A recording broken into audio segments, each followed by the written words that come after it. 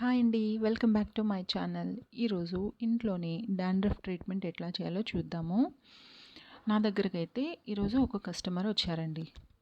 ఆమెదైతే oily hair, స్కాల్ఫ్కి అయితే బాగా dandruff పట్టుంది. మనకి పైకి సరిగ్గా కనిపించట్లేదు కానీ స్కాల్ఫ్ చూస్తే కనుక డాండ్రఫ్ చాలా ఉంది. అందుకనే ఈమెకైతే డాండ్రఫ్ ట్రీట్మెంట్ స్టార్ట్ చేశానండి. డాండ్రఫ్ ట్రీట్మెంట్ కోసం ఎవరైనా చేపించుకోవాలనుకుంటే గనక ముందు రోజు చెప్పాలి. ఈమె ముందు రోజు కాల్ చేసి చెప్పింది. సో నేను దానికోసం మొత్తం ప్రిపేర్ చేశాననమాట. ఫస్ట్ ఈమెకి హెయిర్ మొత్తానికి కూడాను ఆయిల్ అప్లై చేయాలండి. ఎవ్రీ రూట్ కూడాను స్కాల్ఫ్కి మొత్తం టచ్ అయ్యేటట్టు నేనైతే కాటన్తో ఆయిల్ అప్లై చేస్తున్నాను. నేనైతే ఈమెకి భృంగరాజ్ తైలం అయితే నేను వాడుతున్నాను. మీరు ఏ ఆయిల్ అయినా సరే వాడుకోవచ్చు, పర్వాలేదు. ఇలా మొత్తం అన్ని రూట్స్ ఓపెన్ చేసి స్కాల్ఫ్కి మొత్తం టచ్ అయ్యేటట్టు ఆయిల్ అప్లై చేసుకోవాలి.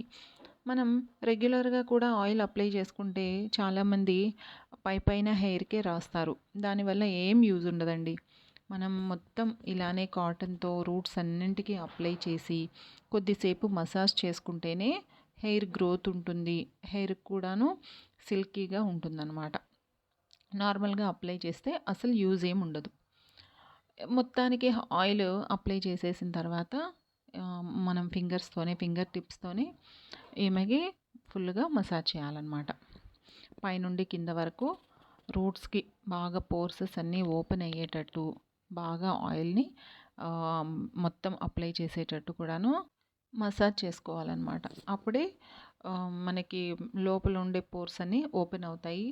హెయిర్ రీగ్రోత్కి కూడాను ఛాన్స్ ఉంటుందన్నమాట. ఇలా మసాజ్ చేయటం వల్ల హెయిర్ ఫాల్ కూడా తగ్గుతుంది. మనము డాండ్రఫ్ ట్రీట్మెంట్ తీసుకుంటే చాలామంది ఏంటంటే హెయిర్ గ్రోత్ ఉంటుందా అని అడుగుతారు. హెయిర్ గ్రోత్ కాదండి, ఫస్ట్ హెయిర్ ఫాల్ తగ్గుతుంది. మనకి డాండ్రఫ్ ఉంటే ఆటోమేటిక్గా హెయిర్ ఫాల్ అనేది ఉంటుంది కదండి. సో డాండ్రఫే తగ్గిపోతే ఇంకా హెయిర్ ఫాల్ ఆటోమేటిక్గా తగ్గుతుంది, హెయిర్ గ్రోత్ అనేది ఉంటుందన్నమాట. చాలామందికి డాండ్రఫ్ ఉంటే ఏంటంటే అది డ్రై హెయిర్ వాళ్ళకైతే ఫేస్ మీద, నెక్ బ్యాక్ సైడ్ మీద కూడా అది పడి స్కిన్ ప్రాబ్లం కూడా వస్తుందండి. అంటే ఫేస్ మీద, నెక్ బ్యాక్ సైడ్ చిన్న చిన్న కురుపులుగా కూడాను వస్తూ ఉంటాయి అన్నమాట. అది ఏమనుకుంటారంటే చాలామంది స్కిన్ ప్రాబ్లం ఏమో అనుకుంటారు, కానీ కాదండి. అదైతే డాండ్రఫ్ పడటం వల్ల వచ్చిన పింపుల్స్ అన్నమాట. ఫస్ట్ ఈ ట్రీట్మెంట్ తీసుకుంటే ఆటోమేటిక్గా అది కూడా తగ్గిపోతుంది. ఈమెకైతే ఆయిలీ హెయిర్ కాబట్టి అంతగా పొడిలాగా డాండ్రఫ్ కనిపించట్లేదు. రూట్స్ మొత్తానికి కూడాను ఫింగర్ టిప్స్తోనే ఇలా స్లోగా మసాజ్ చేసి హెయిర్ని లైట్గా పైకి లాగేటట్టు మనం మసాజ్ చేసుకోవాలి.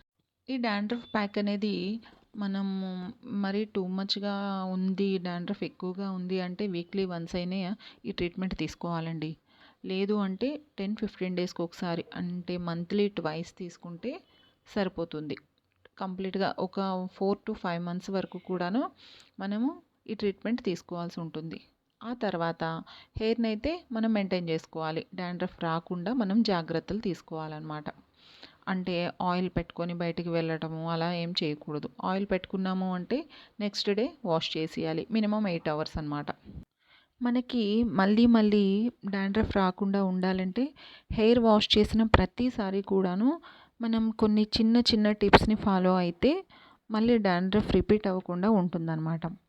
అదేంటంటే మనం హెయిర్ వాష్ చేసిన తర్వాత ఎవ్రీ టైం కూడాను ఆ టవల్ని చేంజ్ చేసుకోవాలి. వాషింగ్ టవలే యూజ్ చేయాలి. కోంబుని మార్చేయాలి. పిల్లో కవర్స్ మార్చేయాలి. ఇలా ప్రతిసారి ఇలాంటి చిన్న టిప్స్ యూజ్ చేస్తే సరిపోతుంది. ఈమెకి మనం ఫింగర్స్తో అయితే మసాజ్ అయిపోయింది కదా, నెక్స్ట్ వైబ్రేటర్తో అయితే నేను మసాజ్ చేస్తున్నానండి. ఇది ఫింగర్స్తో కంటే కొంచెం డీప్గా కూడాను మసాజ్ అవుతుంది. స్కాల్ఫ్ మొత్తం వైబ్రేట్ అవుతుంది అన్నమాట. బ్లడ్ సర్క్యులేషన్ కూడా అవుతుంది. రూట్స్ లోపల వరకు ఇది వెళ్తుంది. ఇదైతే మీరు టెంపరేచర్ అది నంబర్స్ చూసుకొని పెట్టుకోవాలి. మరీ ఎక్కువగా హార్డ్గా పెడితే ఆమెకి ఏంటంటే పెయిన్ వస్తుంది, స్కాల్ఫ్ బాగా నొప్పి అయిపోతుంది.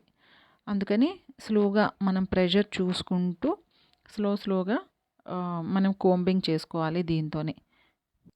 కింద హెయిర్‌కి అయితే చేయనవసరం లేదండి. అక్కడ కూడా చేశామంటే హెయిర్ అయితే చిక్కు పడిపోయి ఇంకా హెయిర్ ఫాల్ ఎక్కువైపోతుంది. స్లోగానే మనం పైనుండి కిందకి స్లోగాను కోంబింగ్ చేసుకుంటా ప్రెషర్ చూసుకొని మనం ఇవ్వాలనమాట.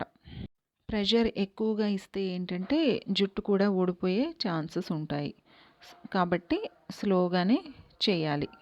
మనం ఫింగర్స్‌తో చేసేదానికంటే ఇలా వైబ్రేటర్‌తో చేస్తే ఏంటంటే, మనం క్లయింట్ కూడాను చాలా రిలాక్స్ ఫీల్ అవుతారనమాట. స్కాల్ప్‌కి మొత్తం అంటుకున్న డాండ్రఫ్ కూడాను మనకి బయటకి వస్తుంది. ఈ వైబ్రేటర్ చివర ఎడ్జ్ ఉంటుంది గదా! కోంబింగ్ ఎడ్జ్ అదైతే మీకు డాండ్రఫ్ దానికి కూడా అంటుకుపోతుంది. ఎందుకంటే మనం ముందుగా ఆయిల్ కూడా ఫుల్‌గా అప్లై చేసాం గదా! ఆయిల్ అప్లై చేసి హ్యాండ్‌తో మూమెంట్ ఇస్తూ మనం మసాజ్ చేసాం గదా! అది మొత్తం బయటకొచ్చి ఈ కోంబుకైతే అంటుకుంటుంది. అందరికీ కూడాను చాలామందికి ఎక్కువగా డాండ్రఫ్ అనేది ఫ్రంట్ సైడే ఎక్కువుంటుంది. పైన ముందు పార్ట్‌లోనే ఎక్కువగా ఉంటుందన్నమాట. వెనక వైపు చాలా తక్కువగా ఉంటుంది. సో, అలా అని ఓన్లీ ఫ్రంట్ పార్టే ఇచ్చి వదిలేయకూడదు మసాజ్ అనేది. బ్యాక్ సైడ్ మొత్తం నెక్‌కి బ్యాక్ సైడ్ కింద చిన్న హెయిర్ ఉంటుంది గదా! దానికి కూడాను మనం మసాజ్ ఇవ్వాలి. అంటే మొత్తం మసాజ్ ఇస్తే ఏంటంటే హెయిర్ గ్రోత్‌కి బావుంటుందనమాట. హెయిర్ మొత్తం మసాజ్ అయిపోయిన తర్వాత మనకి డాండ్రఫ్ ట్రీట్మెంట్‌లో మెయిన్ పార్ట్ మసాజ్ అయితే సెకండ్ మెయిన్ పార్ట్ ఏంటంటే హెయిర్‌కి స్టీమ్ అండి. ఇది అన్నిటికన్నా చాలా చాలా ఇంపార్టెంట్. హెయిర్‌కి స్టీమ్ ఏంటని అనుకుంటున్నారా? చాలా అవసరం అండి. అది ఎవరన్నా ఇంట్లో అయినా సరే చేసుకోవచ్చనమాట. నార్మల్ స్టీమ్ మిషన్‌తో హెయిర్‌కి అయితే చాలామంది హెయిర్‌కి కదా అవసరం అని చెప్పి ఇస్తూ ఉంటారు. అది ఓన్లీ మన హెయిర్‌కి మాత్రమే స్టీమ్ వెళ్తుందండి. లోపల స్కాల్ప్‌కి అయితే అస్సలు పోదు. మనకి మెయిన్ కావాల్సింది ఏంటంటే స్కాల్ప్‌కి స్టీమ్ అనేది చాలా అవసరం. ఎందుకంటే లోపల ఉండే చిన్న చిన్న పోర్స్ అన్నీ ఓపెన్ అవుతాయి. హెయిర్ కూడాను మంచిగా గ్రోత్ వస్తదనమాట. వైబ్రేటర్‌తో మసాజ్ అయితే ఈమెకి ఆల్మోస్ట్ కంప్లీట్ అయిపోయిందండి. సో, ఇంకా నేనైతే జుట్టు మొత్తం ముడిపెట్టేస్తున్నాను. ప్లక్కర్‌తో హెయిర్ మొత్తం పైకి ముడిపెట్టేసుకోవాలి. ఎందుకంటే మన నెక్స్ట్ స్టెప్ హెయిర్‌కి స్టీమ్ ఇవ్వడం కాబట్టి. ఇదిగో ఇలా చూస్తున్నారు కదా! ఇక్కడైతే నేను హెయిర్ మొత్తం పైకి ముడిపెట్టి ప్లక్కర్ అయితే పెట్టేశాను. ఇది స్టీమ్ మిషన్ అండి. Hair steam machine. క్యాప్ లాగా ఉంటుంది. మొత్తానికి పెట్టేసుకోవచ్చు. మనం టైట్ అండ్ లూజ్ కూడా చేసుకోవచ్చు అనమాట. ఎంత కావాలంటే అంత లూజ్ చేసుకోవచ్చు, టైట్ చేసుకోవచ్చు. అండ్ టెంపరేచర్ కూడాను చూసుకొని ఇచ్చుకోవాలి. క్లయింట్ ఎంతవరకు టెంపరేచర్ తట్టుకోగలరు ఏంటి అనేది చూసి ఇచ్చుకోవాలి. ఒక 10-15 మినిట్స్ స్టీమ్ ఇచ్చిన తర్వాత హెయిర్ మొత్తం స్వెట్ అయిపోతుంది. ఇంకా హెయిర్ అయితే ఓపెన్ చేసుకోవచ్చు. స్కాల్ప్ అంతటికి కూడాను బాగా స్టీమ్ పట్టిందండి. మనకి స్వెట్టింగ్ కూడాను తెలుస్తుందనమాట. మొత్తం వెట్‌గా అనిపిస్తుంది. నెక్స్ట్ నేనైతే ముందు రోజు ప్రిపేర్ చేసుకున్నానని చెప్పాను కదా! Dandruff pack. ఇదైతే ఇక ప్రతి లేయర్‌కి కూడాను బ్రష్‌తో అప్లై చేస్తూ రూట్స్‌కి అప్లై చేయాలి. హెయిర్‌కి అప్లై చేయకపోయినా పర్వాలేదు. ప్రతి లేయర్‌కి కూడాను అప్లై చేసుకుంటా వెళ్ళాలి. స్కాల్ప్‌కి మొత్తానికి కూడాను ఈ ప్యాక్ అయితే మొత్తం అప్లై చేసేసాను. ఇప్పుడైతే లైట్‌గా ఎక్కువసేపు అవసరం లేదు. ఒక 5 మినిట్స్ చాలు. జస్ట్ మసాజ్ చేస్తే సరిపోతుంది రూట్స్‌కనమాట. కింద హెయిర్‌కైతే ఇవ్వాల్సిన అవసరం లేదు. లైట్‌గా మసాజ్ చేస్తే సరిపోతుంది. మసాజ్ చేసిన తర్వాత ఇంకా హెయిర్ మొత్తం ప్యాక్ చేసి మనం హెయిర్ క్యాప్ పెట్టేసుకొని మినిమమ్ ఒక 1 అవర్ ఉంచుకుంటే సరిపోతుంది. ఆ తర్వాత ఏదన్నా మనం కెమికల్ లేని షాంపూ లేదా షీకాయ్, కుంకుడుకాయతో హెయిర్ వాష్ చేసుకుంటే సరిపోతుందనమాట. ఇలా చెప్పాను కదా! ఒక 10-15 డేస్‌కి ఒకసారి చేపించుకుంటే డాండ్రఫ్ అయితే కంప్లీట్‌గా పోతుందనమాట. 4-5 మంత్స్ మనం కంటిన్యూస్ చేపించుకోవాలి. మినిమమ్ టిప్స్ అయితే తీసుకోవాలి.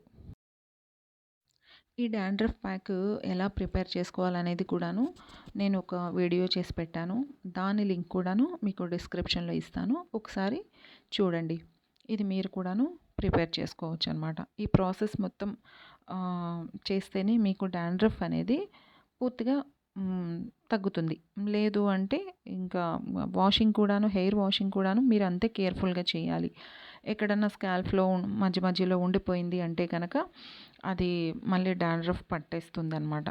సో అందుకని హెయిర్ వాషింగ్ కూడాను నీట్గా లోపల రూట్స్ అంతటికి, ఎందుకంటే 1 అవర్ మనం ఉంచుకుంటాం కాబట్టి రూట్స్ అంతటికి కూడాను కంప్లీట్గా పోయేటట్టే వాష్ చేసుకోవాలి. నెక్స్ట్ మనం హెయిర్ వాష్ అయిపోయిన తర్వాత ఏదైనా హెయిర్కి కండిషనర్ యూస్ చేస్తే ఇంకా మంచిది. చాలామంది డాండ్రఫ్ ప్యాక్ పెట్టుకుంటే హెయిర్ డ్రై అయిపోతుందేమో అని అనుకుంటారు. అలాంటి ప్రాబ్లం ఏం రాదు.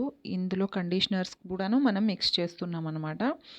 సో హెయిర్ వాష్ తర్వాత కూడాను మీరు కండిషనర్ యూస్ చేసుకుంటే చాలా బాగుంటుంది. ఈమెకైతే చాలా వరకు హెయిర్ వాష్ తర్వాత డాండ్రఫ్ అయితే పోయింది. హెయిర్ అయితే చూస్తున్నారు కదా, నీట్గా అయితే ఉంది. స్కాల్ఫ్ కూడాను నీట్గా ఉంది. చూసారు కదండి ఈ వీడియో కనుక మీకు నచ్చితే ప్లీజ్ సబ్స్క్రైబ్ చేయండి, లైక్ చేయండి మరిన్ని వీడియోస్ కోసం.